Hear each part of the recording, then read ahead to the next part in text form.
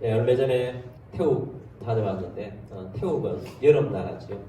항상 여름이에요. 우리가 보기엔 여름인데 그들에게는 겨울이 있다고 합니다. 12월이 겨울이라고 하더라고요. 근데 거의 여름인데 거리마다 크리스마스 캐롤이 넘치더라고요. 굉장히 생소했습니다. 불교 나라잖아요.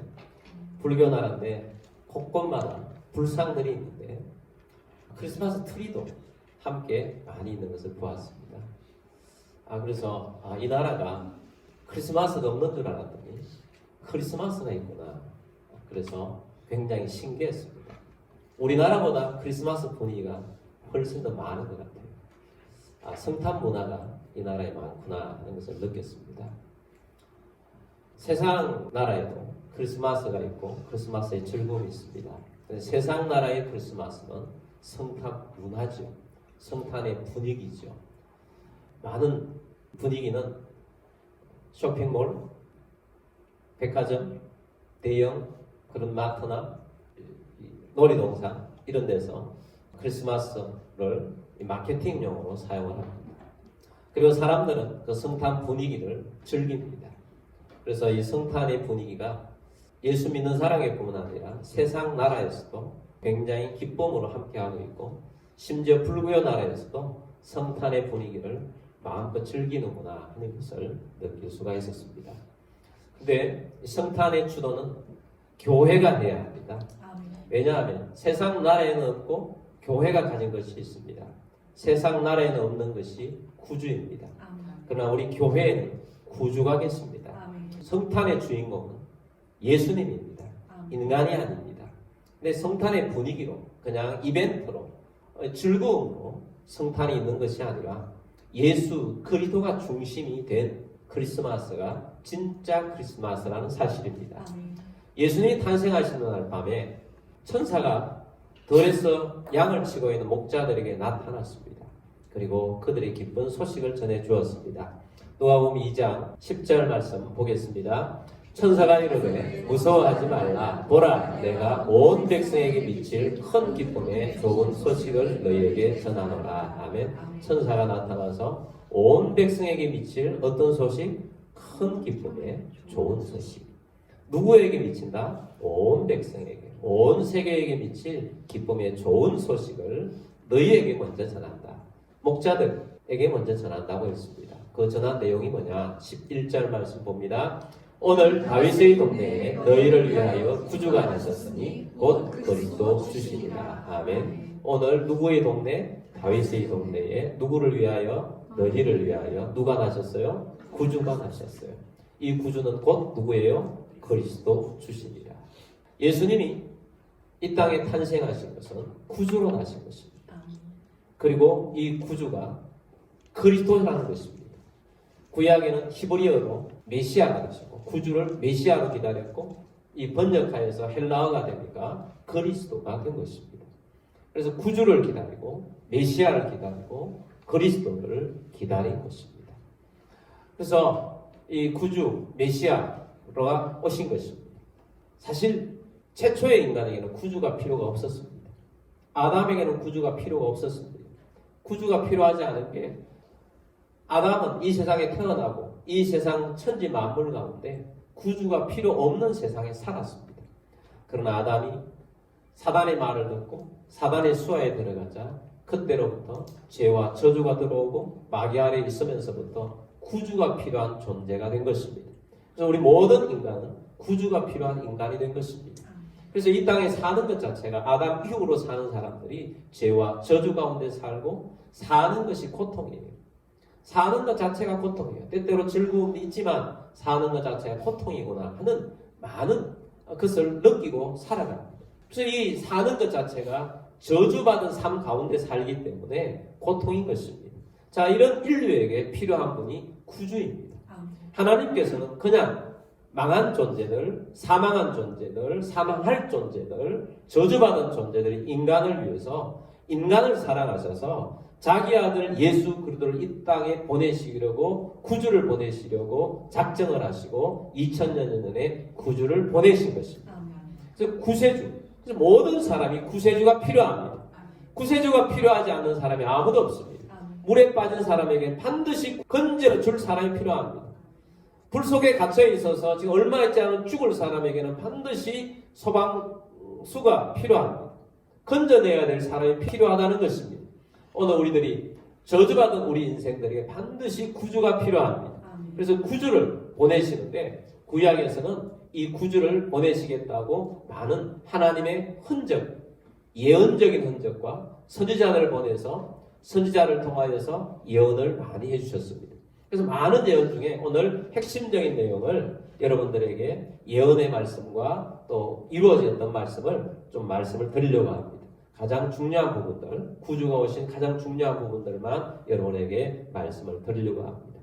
자, 구주를 보내시는데 몇 가지 중요한 예언들이 있습니다. 구주는 어느 지파에서 올 것이냐, 누구 지파에서 올 것이냐 하는 것입니다. 야곱의 아들 12명이 있습니다. 그 12명의 아들이 다 지파의 족장이 되었습니다. 근데 그 중에 12명의 아들 중에 그런대로 굉장히 괜찮은 아들은 요셉 하나밖에 없고 나머지는 11명은 고만고만합니다. 창세기 49장에 보면 야곱이 12명의 아들을 불러 모아놓고 축복을 합니다. 예언을 합니다. 그런데 그 중에 요셉과 더불어 요셉보다 더 축복을 받는 아들이 있어요. 유다입니다. 유다는 넷째 아들인데 그 이름의 뜻이 찬송이라는 이름의 뜻을 가지고 있습니다. 유다에게 야곱이 축복을 하는데 그 축복하는 내용 중에 창세기 49장 10절 말씀 보겠습니다. 규가 유다를 떠나지 아니하며 통치자의 지팡이가 그 발 사이에서 떠나지 아니하기를 실로가 오시기까지 이르니 그에게 모든 백성이 복종하리로다. 아멘. 규라는 것은 왕이 드는 지팡이를 말합니다. 규, 유다를 떠나지 아니하며 통치자의 지팡이가 그 발 사이에서 떠나지 아니하기를 실로가 오시기까지 이르리니 그에게 모든 백성이 복종하리로다. 유다의 자손 중에 왕이 탄생한다. 메시아가 탄생한다. 유다의 후손 중에 메시아가 탄생할, 구주가 탄생할 것을 예언을 해주고 있습니다. 그래서 예수님은 유다 지파에 속합니다. 유다 지파 중에서도 특별히 누구의 씨를 통해서 날 것이냐? 성경은 말합니다. 다윗의 씨를 통해서 다윗의 자손으로 메시아가 올 것이다 라고 성경은 말씀하고 있습니다.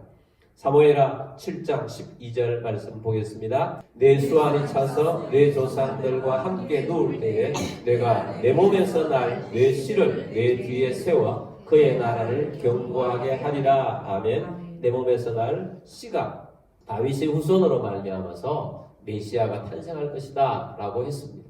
그래서 예수님 당시 오셨을 때 예수님을 고백을 하면서 어떻게 고백을 하느냐 하면 예수님에게 다윗의 자손이요 다윗의 자손이요 이렇게 부릅니다. 이 말은 당신은 메시아입니다 라고 고백하는 것입니다. 그 당시의 유대인들은 메시아가 오면 누구 지파에서 올, 누구의 자손으로 올 것인지 다 알고 있었어요. 유대인이면 누구든지 성경을 아는 사람 누구든지 메시아는 다윗의 자손으로 올 것이다. 그래서 신약 성경에서 눈먼 자들도 메시아를 보고 다윗의 자손이요 이렇게 불렀습니다. 메시아는 누구의 씨로 올 것인지 예언이 되어 있다는 걸 확실하게 드러내고 있습니다. 메시아는 다윗의 후손으로 올 것이다. 그렇게 예언이 되어 있었습니다. 구약과 신약을 이어주는 마태복음 말씀에 제일 첫 장 1장 말씀은 예수님의 족보장이죠. 예수님의 족보장의 1장을 시작하면서 아브라함과 다윗의 자손 예수 그리스도의 세계라 이렇게 시작합니다. 그러면서 예수님의 족보를 쭉 기록을 해주면서 아브라함의 후손이요 다윗의 후손인 것을 말씀을 하면서 예수님이 이렇게 해서 이 족보에서 탄생하게 되었다라고 말씀하고 있습니다. 물론 예수님은 성령으로 잉태되셨습니다. 혈통으로는 요셉과의 관계가 있는 것은 아니지만 예수님은 요셉의 호적에 올라 있어요. 법적으로 다윗의 후손의 호적으로 올라가 있어요. 근데 혈통적으로도 관계가 있는 게 요셉의 어머니 마리아도 다윗의 족보예요. 다윗으로 흘러내려옵니다. 누가복음에 흐르는 족보는 인간의 혈통을 따라서 마리아의 족보를 따라서 올라가고 있습니다. 그래서 예수님은 다윗의 혈통으로 오실 것이라고 말씀을 하셨는데 그 말씀대로 예수님은 다윗의 후손으로 오셨다는 것입니다. 그래서 여러분 구약에서 예수님을 메시아는 어떤 분으로 오실 것인지에 대해서 구체적으로 이렇게 예언한 대로 예수님께서는 다윗의 후손으로 오셨음을 성경은 우리에게 증언해 주고 있습니다. 그리고 이 예수님이 고향이 어디에 될 것인지를 예언해 주고 있습니다. 예수님은 어디에서 탄생하셨습니까?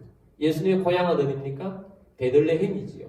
예수님 오시기 전에 700여 년 전에 선지자 미가가 예언을 해줬습니다. 미가서 5장 2절 말씀 보겠습니다. 베들레헴 에브라다야 너는 유다 족속 중에 작을지라도 이스라엘을 다스릴 자가 내게서 내게로 나올 것이라. 그의 근본은 상고의 영원에 있느니라. 아멘. 베들레헴 에브라다야. 베들레헴 지명을 합니다. 베들레헴. 너는 유다 족속 중에 작은 마을이다. 그러나 이스라엘에 다스릴 자가 나오는데 그 다스릴 자는 그의 근본은 상고다. 태초 이전이라는 거예요. 영원 전에 있는 분이 베들레헴에서 탄생한다는 것입니다. 이 구약에서 이미 메시아는 하나님의 아들로서 만세 전부터 계신 하나님의 아들이 이 땅에 탄생하시는데 그분이 베들레헴에서 탄생하실 것이다. 이렇게 예언을 해주고 있습니다. 그래서 예수님께서 베들레헴에서 탄생하게 되시는 겁니다. 베들레헴은 다윗의 고향이죠. 베들레헴은 다윗의 고향인데 근데 문제가 있었습니다. 어떤 문제가 있었느냐? 예수님의 아버지가 되고 예수님의 어머니가 된 요셉과 마리아가 베들레헴에 살고 있지 않다는 거예요. 그들은 어디에 살고 있었습니까? 나세렛에서 살고 있습니다. 나세렛이라는 동네에 살고 있었습니다. 그리고 나세렛이라는 곳에서 성령으로 마리아가 지금 잉태를 하게 된 것입니다. 만삭이 되게 되는데 이제 탄생을 베들레헴에서 탄생하게 만들어야 합니다. 그래서 하늘나라에서 하나의 프로젝트를 실행을 하게 됩니다. 그 프로젝트는 어떻게 되느냐? 요셉과 마리아를 베들레헴으로 옮겨야 하는 것. 옮겨서 탄생하도록 해야 이 예언의 말씀이 이루어지는 것입니다. 그래서 베들레헴으로 옮기는데 누구를 사용을 하느냐? 그 당시에 로마 황제를 사용합니다. 누가복음 2장 1절 말씀 보겠습니다. 그때에 가이사 아구스도가 영을 내려 천하로 다 호적하라 하였으니 아멘. 자, 그때 가이사 아구스도. 자, 가이사는 시저를 성경에 번역을 하면서 시저 이렇게 했으면 우리가 알아듣기 좋았을 텐데 그냥 한문에서 전체 번역해서 우리는 가이사로 했습니다. 가이사 아구스도 옥타비아누스 시저 다음에 황제로 들어선 사람이 옥타비아누스 황제 아니겠습니까? 아구스도와 옥타비아누스 황제입니다. 이 황제를 이용을 해서 베들레헴으로 옮기게 되는 것입니다. 그래서 베들레헴으로 옮기는데 황제가 뭘 하게 하느냐? 천하로 다 뭘 하게 하느냐? 호적하라 하는 것입니다. 천하로 다 호적하라. 자기의 본적에 가서 다 호적하라는 것입니다. 그래서 요셉과 마리아가 호적을 하러 베들레헴 원 조상들이 있는 본적으로 가서 호적을 하러 옮기게 된 것입니다. 그래서 옮기러 가게 되었는데 어떻게 해서 이렇게 둘이 함께 옮기게 되었느냐? 4절 말씀 보겠습니다. 2장 4절 요셉도 다윗의 집 족속이므로 가면이 나세렛 동네에서 유대를 향하여 베들레헴이라 하는 다윗의 동네로 다윗의 집 족속이어서 베들레헴으로 가게 되었다는 거죠. 5절 말씀 봅니다. 그 약혼한 마리아와 함께 호적하러 올라가니 마리아가 이미 잉태하였더라. 아멘. 자, 약혼한 마리아와 함께 호적하라 합니다. 근데 그 당시에 요셉과 마리아는 약혼 상태였다는 것입니다. 이건 유대인들의 혼인, 결혼에 대한 문화를 이해할 필요가 있습니다. 유대인들은 정혼이라는 것입니다. 정혼은 부모들이 결혼을 정해주는 거예요. 미리. 정혼이라고 어릴 때 정혼하는 것입니다. 그런데 이것은 법적인 효력은 없죠. 그냥 부모들이 정해놓은 그냥 정혼이라는 것이 있습니다. 그리고 약혼이라는 것이죠. 약혼. 약혼은 결혼을 약속하는 거죠. 결혼 약속 우리도 약혼식 지금 많이 사라졌습니다만 약혼식이 있지 않습니까? 근데 우리와 유대인들이 다른 점이 있어요. 우리는 약혼식을 해도 법적인 효력은 없어요. 우리는 결혼을 하고 법적인 효력을 하려면 혼인 신고를 해야 합니다. 혼인 신고를 해야 법적인 효력이 있습니다. 그런데 유대인들은 언제부터 법적인 효력이 있느냐 하면 약혼식을 하면 법적인 효력이 생기는 거예요. 그리고 결혼식 때까지는 서로가 서로를 성결하게 지켜주며 보호해주는 그런 기간입니다. 동거하지 않습니다. 함께 동거하지 않고 결혼식까지 서로를 잘 보호해주고 지켜주고 결혼을 준비하는 기간으로 이 약혼 기간입니다. 이렇게 법적인 효력이 있기 때문에 요셉과 마리아 약혼한 다음에 성령으로 잉태가 되었고, 성령으로 잉태된 것은 마리아는 천사로부터 받아들였고 요셉도 천사가 알려줘서 성령으로 잉태된 것을 알게 된 것입니다. 그래서 이제 호적하러 베들레헴으로 가게 된 것입니다. 그래서 호적하러 베들레헴에 가서 베들레헴에서 예수님이 탄생하게 되었다는 것입니다. 근데 이 사실을, 이 베들레헴에 탄생했다는 이 사실을 성경을 좀 아는 사람들은 메시아가 탄생할지 알고 있었다는 거예요. 자, 동방의 박사들이 별을 따라서 예루살렘에 도착을 합니다. 예루살렘에 도착하면 예루살렘에는 헤롯 왕궁이 있습니다. 유명한 박사들이기 때문에 헤롯 왕궁에서 헤롯이 맞이했습니다. 헤롯이 어떻게 해서 오셨습니까? 그랬을 때에 이 동방의 박사들이 헤롯 왕에게 말합니다. 유대인의 왕으로 오신 이가 어디에 있습니까? 메시아가 분명히 탄생하신다고 우리는 별을 보고 찾아왔습니다. 그랬더니 헤롯이 깜짝 놀랍니다. 거기에 들었던 수많은 사람들이 들썩들썩합니다. 아니 메시아가 났다고? 메시아가 어디서 난 건가? 하고 예루살렘에 있는 사람들이 소문이 다 났어요. 근데 가장 당황한 사람은 헤롯이었습니다. 왜냐하면 헤롯 집안에 탄생한 아이가 왕자가 태어나지 않았기 때문입니다. 그래서 헤롯이 성경을 아는 사람들을, 서기관들을 다 불러 모아서 성경에 메시아가 그리스도가 어디에 탄생하는지 너희들은 알려달라. 그랬더니 이 서기관들이 헤롯에게 말해줍니다. 마태복음 2장 5절 말씀 이르되 유대 베들레헴이오니 이는 선지자로 이렇게 기록됩니다. 자, 그 서기관들이 당장 말해요. 유대 베들레헴에서 탄생합니다. 선지자가 말했습니다. 6절 말씀 봅니다. 또 유대 땅 베들레헴아 너는 유대 고을 중에서 가장 작지 아니하도다. 내게서 한 다스리는 자가 나와서 내 백성 이스라엘의 목자가 되리라 하였음이니이다. 아멘. 자, 이 말씀은 아까 보았던 미가서 5장 2절 말씀에 있는 내용을 인용을 하면서 베들레헴에서 탄생한다는 거예요. 그래서 하나님께서 특별하게 황제를 이용하여서 베들레헴에 탄생하도록 하셨다는 것입니다. 하나님은 틀림없이 하나님 말씀하시는 반드시 하나님 말씀대로 이루십니다. 한 점도 하나님께서는 틀림이 없도록 만드는 것입니다. 그래서 우리의 삶 가운데도 하나님께서는 우리에게 주신 말씀 우리가 믿고 나아가면 어떤 때는 하나님 말씀과 많이 괴리가 있어요. 하나님 말씀은 큰 은혜를 주시고 복을 주시고 우리 교회도 79만 명을 살린다는 이런 말씀을 주셨는데 지금까지 많은 괴리가 있어요. 그렇지만 하나님께서는 반드시 이루십니다. 반드시 이루십니다. 어떤 것을 통해서 하나님 반드시 이루십니다. 믿음을 가지시기를 주의 이름으로 축복합니다. 하나님은 로마 황제를 움직이셔서 하나님은 예수님을 베들레헴에서 탄생할 수 있도록 만들어 주셨다는 것입니다. 그래서 베들레헴에 탄생했지만 예수님이 탄생하는 그곳은 참 누추하게 짝이 없는 곳이었습니다. 왜냐하면 수많은 사람들이 그 작은 마을인 베들레헴에 왔던 것입니다.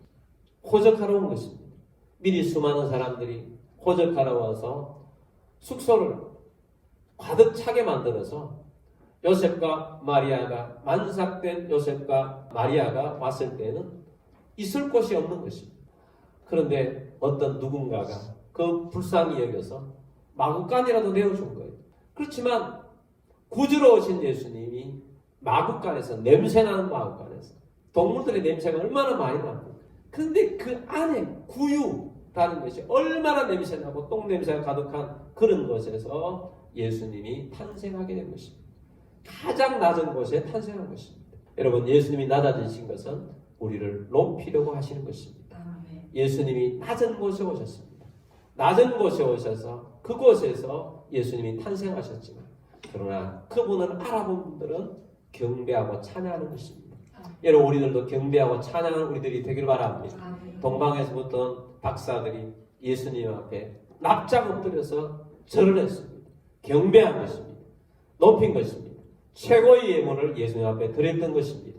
여러분 오늘 우리들도 예수님을 경배하고 높이는 우리들이 되기를 주의 이름으로 축복합니다. 가장 먼저 주님 앞에 나와서 예배하는 여러분들은 축복된 사람들입니다. 오늘도 동방의 박사들이나 또 천사들로부터 소식을 들은 목자들이 아기 예수께 와서 찬양하고 경배하고 높인 것처럼 오늘도 주님을 높이는 여러분들에게 축복이 있을 것입니다.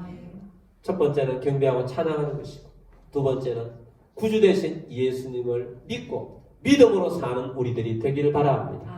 우리는 믿음으로 살아야 합니다.